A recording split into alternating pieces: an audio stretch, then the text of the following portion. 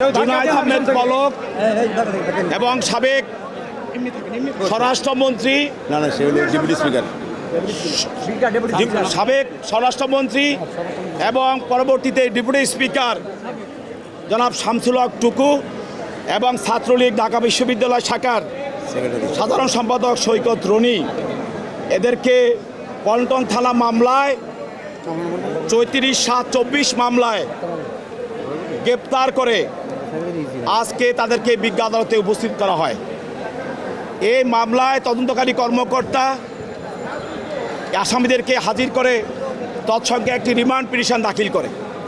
এই রিমান্ড পিটিশনের তদন্তকারী কর্মকর্তা আদালতকে বলেন, এই আসামিগণ আন্দোলনের সময়, ছাত্র জনতা আন্দোলনের সময় বাংলাদেশের আইসিটি খাতে টেলিযোগাযোগ এবং মোবাইল নেটওয়ার্ক সব কিছুর নেটওয়ার্ক বন্ধ করে দিয়ে সারা দেশকে সারা পৃথিবীর সঙ্গে বিচ্ছিন্ন করে রেখেছিল এবং এই বিচ্ছিন্ন করে রাখার কারণে দেশের হাজার হাজার কোটি টাকা লেনদেন বন্ধ হয়ে যায় এবং দেশ হাজার হাজার কোটি টাকা থেকে ক্ষতিগ্রস্ত এবং বঞ্চিত হয়।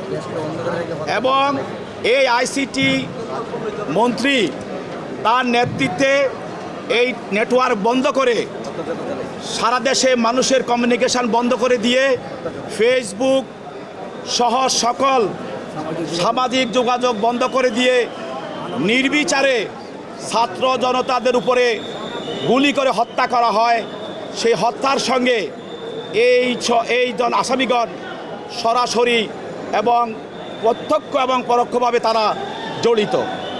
এই জন্য প্রাথমিক অবস্থায় মামলা তদন্তকালে তাদের বিরুদ্ধে অভিযোগের প্রাথমিক তথ্য প্রমাণিত হয় এবং এই বিভিন্ন ধরনের মামলা তদন্তে তাদের বিরুদ্ধে অভিযোগের সত্যতা পাওয়া যায় এবং এই মামলার আরও বলা হয় যে সরকারের উচ্চ পদস্থ যারা ছিল তারা কারা কারা এই ঘটনার সঙ্গে জড়িত এবং এই নির্দেশের সঙ্গে জড়িত, সেই জন্য এই আসামিদেরকে রিমান্ডে নেওয়া প্রয়োজন।